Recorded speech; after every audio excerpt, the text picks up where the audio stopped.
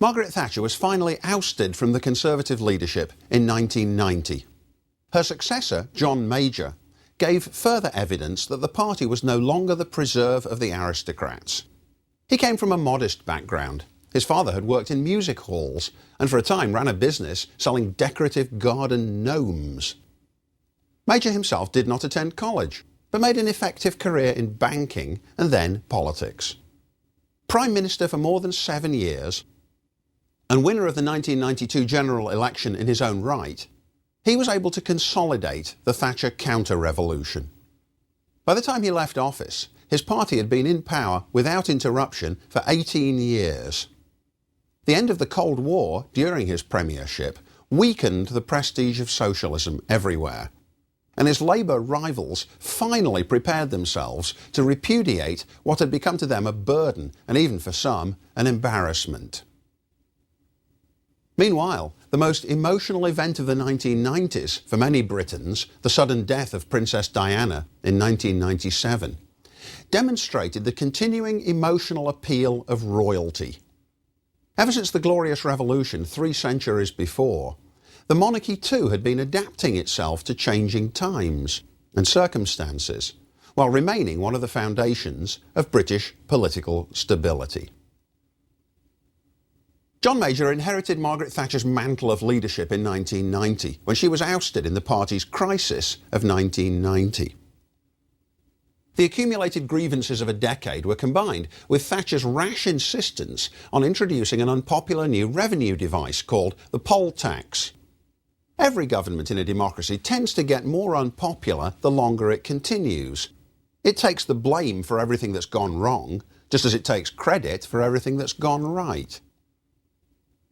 Thatcher tended to fire ministers who differed with her, and by 1990 she'd been through nearly all the senior Conservatives and was surrounded mainly by junior ministers who weren't willing to stand up to her. And that, of course, made it a little bit more difficult for her to get accurate bad news because her entourage were reluctant to tell her about it. Finally, the old Conservative ministers stood up to her over the ruinous unpopularity of the poll tax, which was causing mass street protests, and over bitter divisions about Britain's role in the European Union. So the Parliamentary Conservative Party had a vote of no confidence in her, and that provokes a leadership election. She narrowly failed to win outright on the first ballot, gaining 204 votes out of the necessary 208. But rather than go to another ballot, in other words, accepting that she had in fact suffered severely in her leadership credibility, she withdrew and signalled her preference for John Major.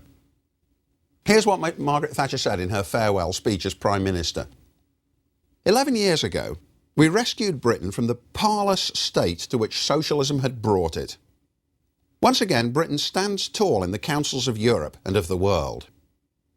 Over the last decade, we have given power back to the people on an unprecedented scale.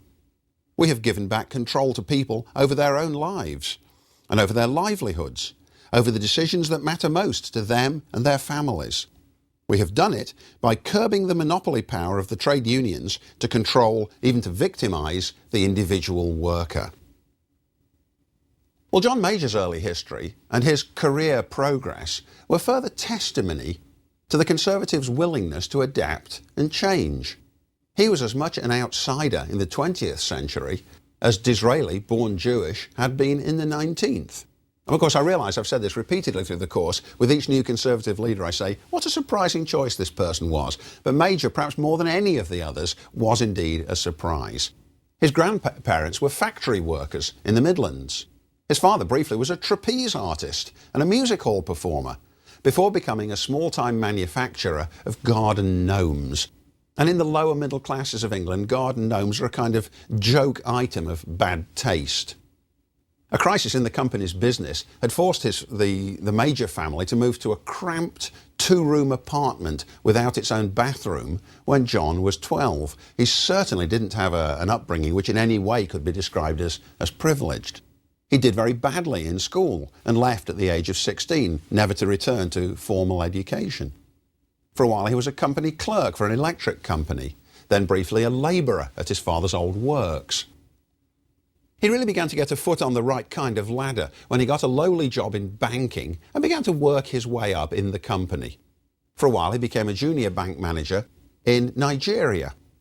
Back in London, after suffering in a rather severe car crash in Africa, he joined the Young Conservatives, and this proved to be a decisive step on the road to his eventual success.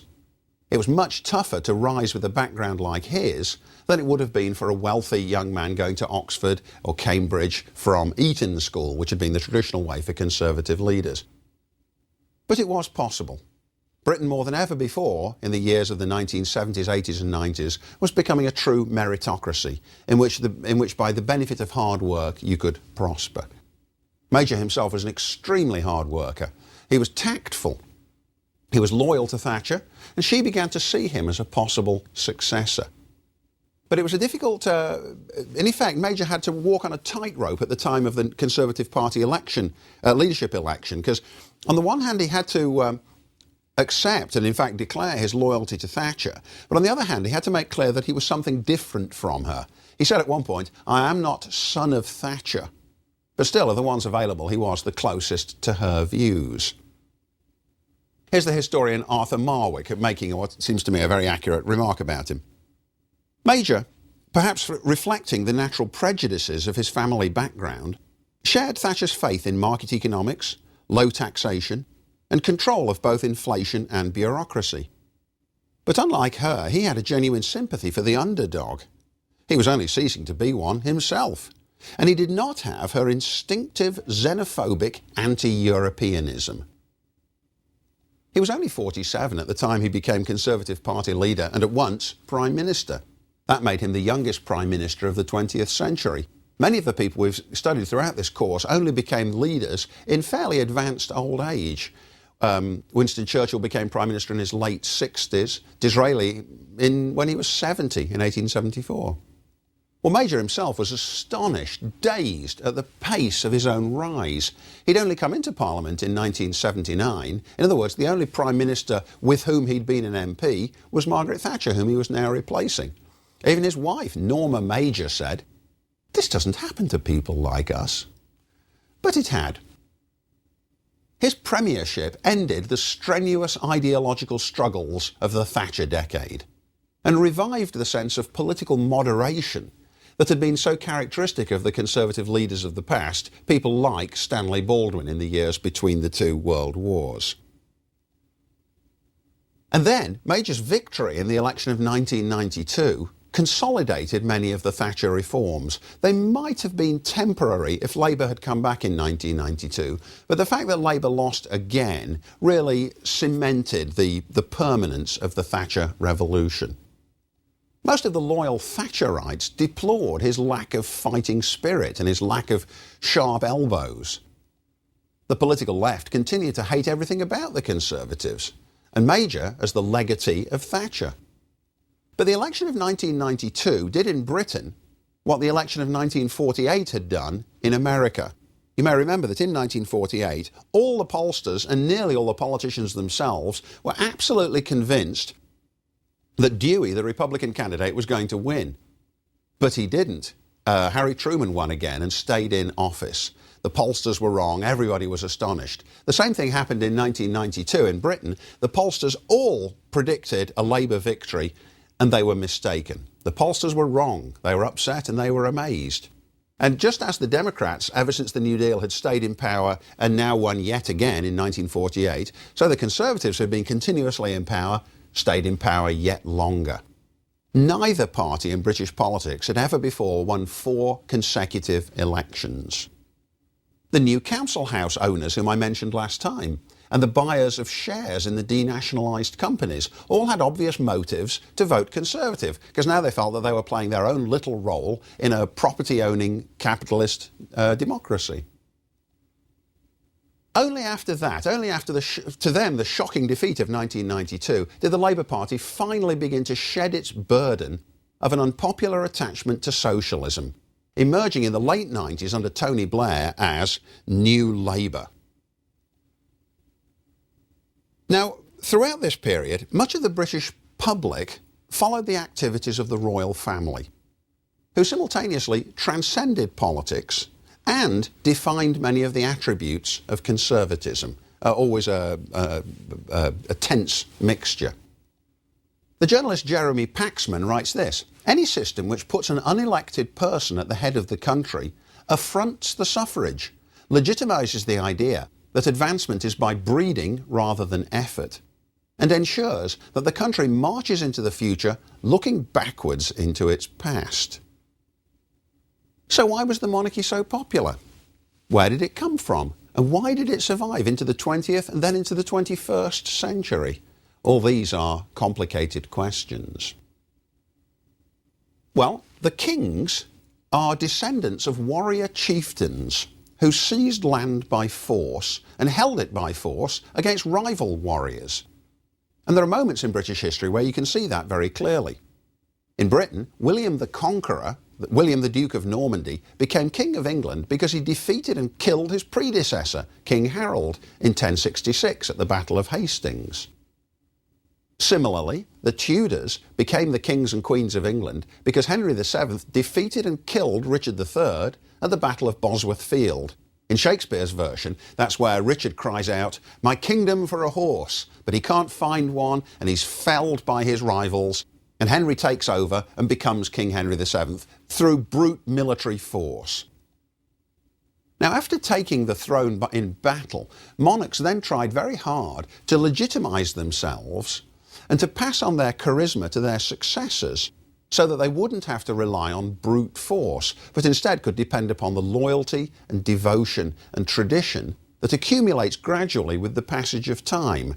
In other words, each warrior king wants it to be forgotten that his throne depended ultimately on blood.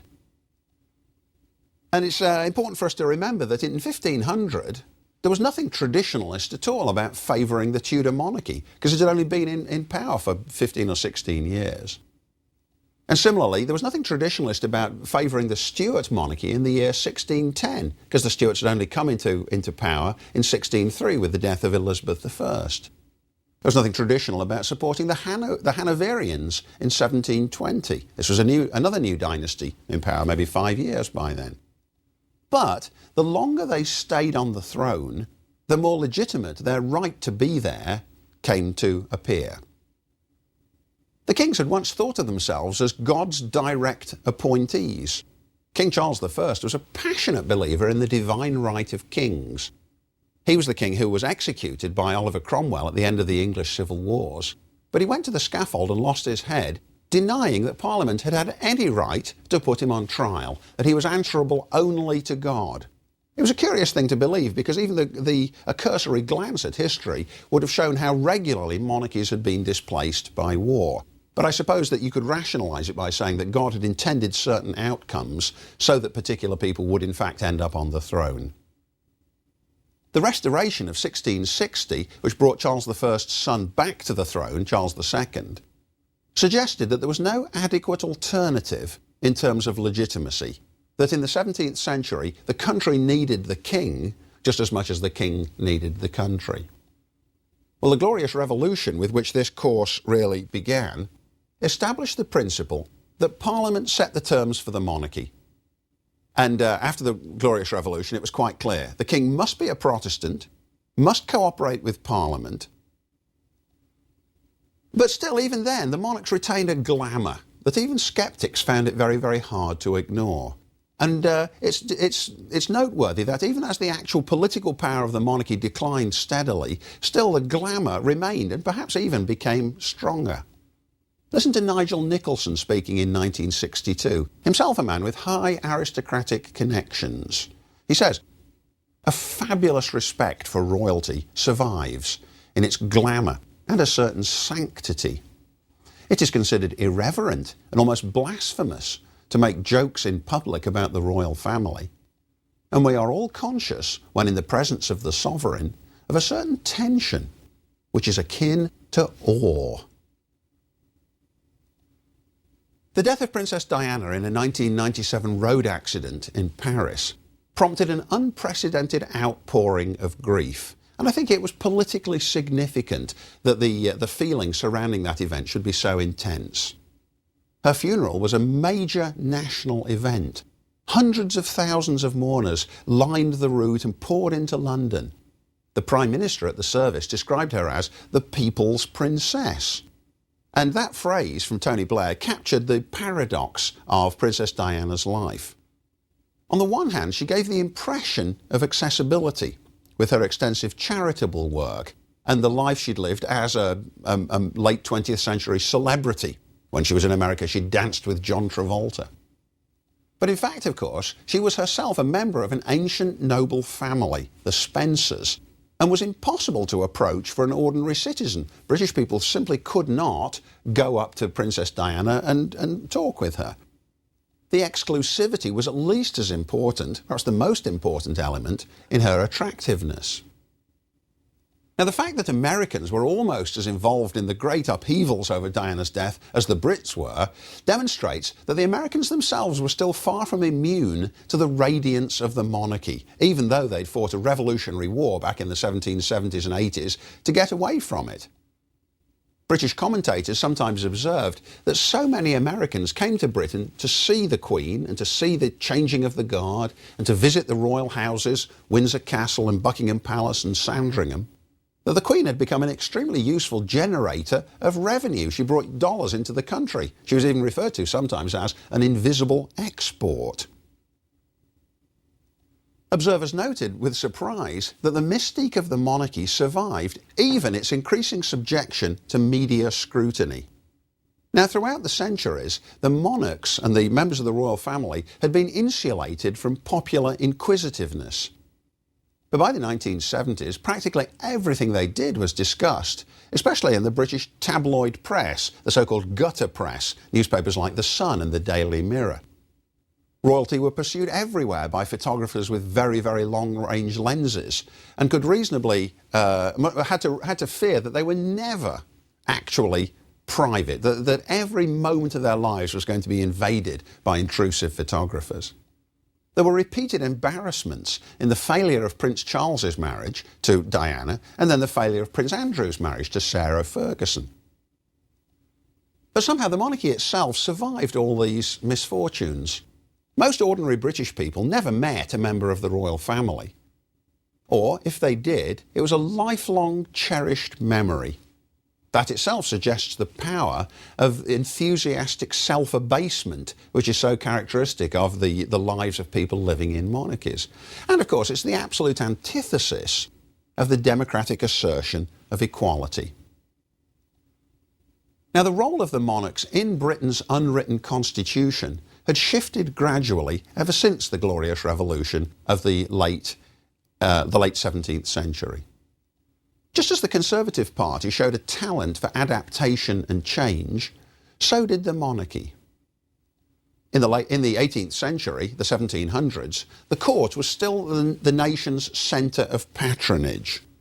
Those who were in favour with the king, the so-called the Inns, got all the privileges and all the sinecures, the pensions and the money, the good stuff that flows from the throne.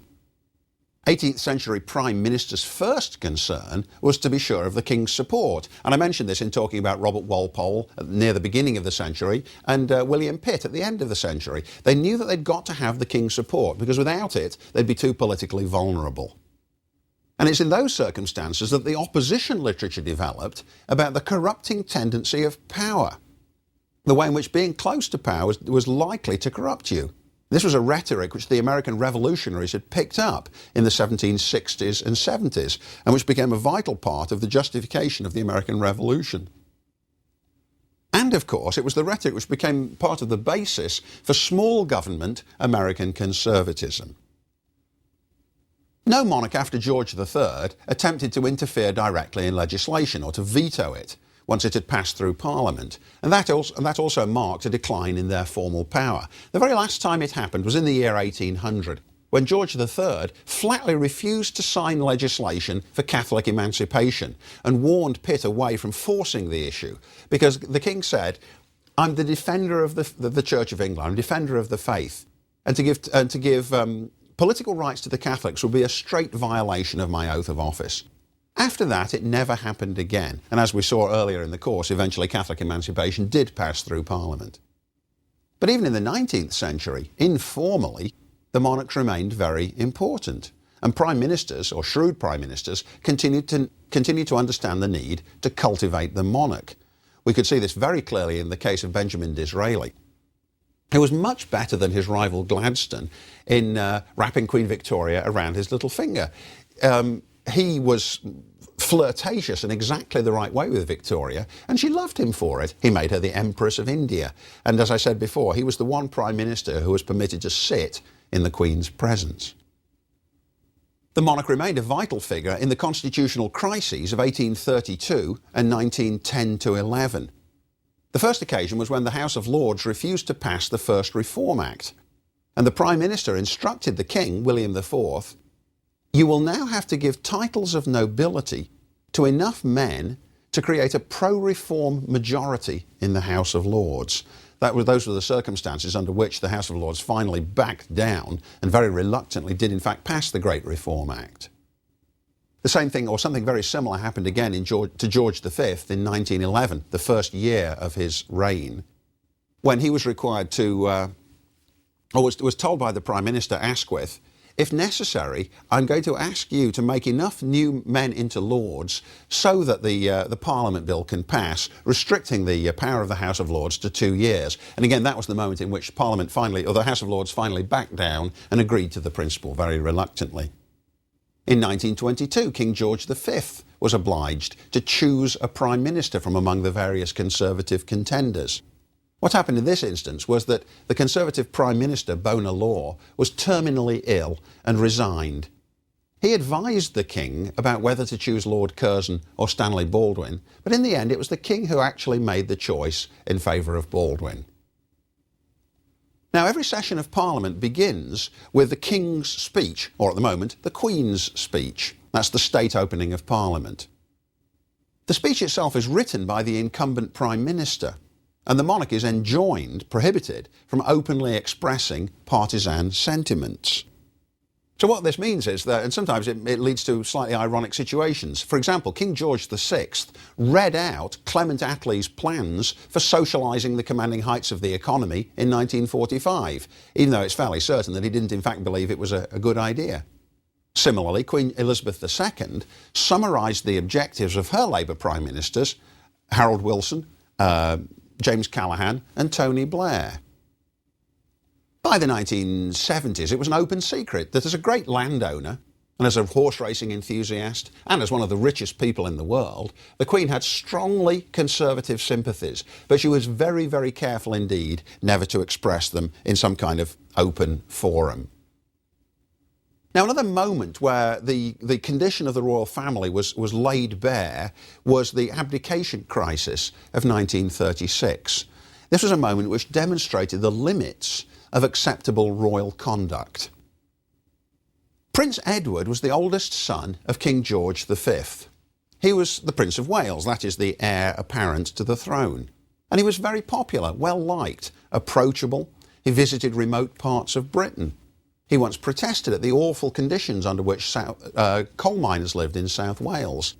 But his declaration then was interesting. Something must be done. He was very careful not to say what, for fear of becoming involved in a political controversy. He enjoyed a rapturous welcome during several visits to the United States, where he was regarded as a fascinating celebrity. But just before the death of his father, at which point he was going to succeed to the throne, he became involved with Wallis Simpson. Wallis Simpson was a twice-divorced American woman.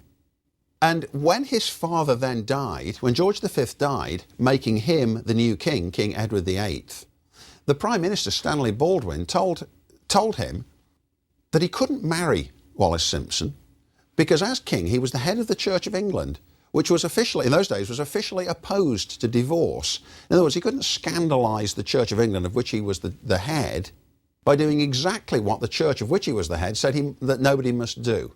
He was compelled to choose. He could either choose to be king, in which case he was going to have to give up Mrs. Simpson, or he could choose to abdicate.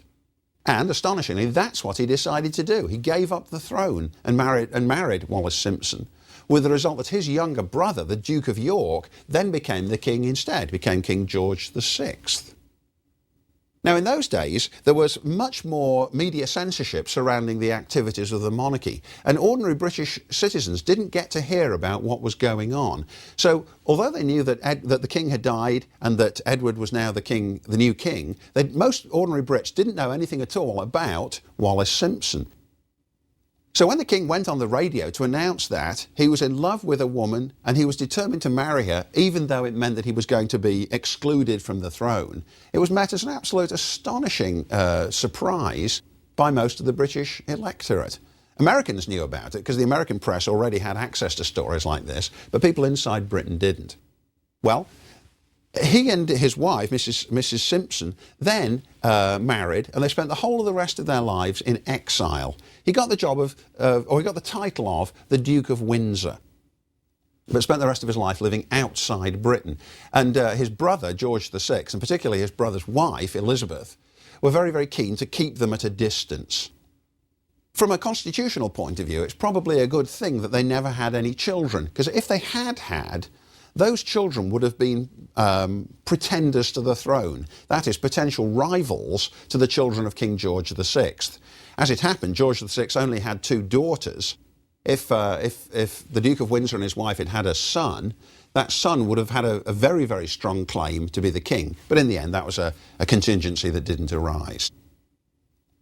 Well, Britain found in the 20th century that continuity in its heads of state, coupled to changes in its head of government, is a very workable system. And in fact, that it adds another element of stability to the system overall. In America, by contrast, the president also has to be symbolic head of state. That's one of the things which makes the job of president so exacting, that he's got to do the job which in Britain is shared between the monarch and the prime minister. George VI, who hadn't grown up expecting ever to be king, and suddenly had to take on the role, became a symbol of British resolution and imperturbability during World War II. But it hadn't started out looking that way. In fact, at first, he seemed like an inadequate figure. He had a very, very severe stammer, was an extremely nervous man, and fortified himself for public appearances by chain smoking, a very, very heavy chain smoker. In the late 1930s, he shared the views of Neville Chamberlain that Hitler should be appeased. And as I mentioned, when Chamberlain came back from his meeting with Hitler in 1938, believing wrongly that Hitler had now agreed to a peaceful future, the king took Chamberlain onto the balcony at Buckingham Palace as a way of saying, look how fully I endorse the work that this Prime Minister has done. George VI was reluctant to accept Winston Churchill, who replaced Neville Chamberlain in May of 1940, because he shared the common Tory view that Churchill wasn't really adequate to be Prime Minister. But as the war persisted, the king came around, and he, like virtually everybody else, was very impressed by the resolution of Churchill's war leadership and the magnificence of his wartime speeches. He and his wife Elizabeth used to make visits to areas of London which had been bombed by the German Air Force during the Blitz, the 1940 and 41, during which night air raids were an almost constant occurrence. And the royal family had an odd bit of good fortune, which is that Buckingham Palace, their London residence, was damaged by German bombs, but not too heavily damaged. That meant that they could plausibly claim that they too had faced the hazard of enemy bombardment, just like the rest of the people of Britain. The king's wife, Queen Elizabeth, said now they could look EastEnders in the face. In other words, the people of the East End of London, which had been very, very heavily bombed by the Luftwaffe. Queen Elizabeth II has been the ideal figurehead. She had a very, very highly developed sense of duty, and in fact has spent her lifetime on official visits. She enjoyed a surge of initial popularity on becoming the Queen at the age of 25 after her father's sudden death from lung cancer. Periodically since then, she's had phases of unpopularity. If you've seen the movie The Queen, you know all about this, that she was regarded as not having acted very appropriately in 97 at the time of Princess Diana's death. But it's true throughout the history of the monarchy that there have been moments of unpopularity. Certainly in the 1860s and early 1870s, Queen Victoria had also been very unpopular because of her refusal to appear in public life during her long phase of mourning after the death of Prince Albert. But even so, there's still no significant political suggestion of removing the monarchy. Just very occasionally, a member of Parliament speaks up in favour of the idea of turning Britain into a republic and abolishing the monarchy.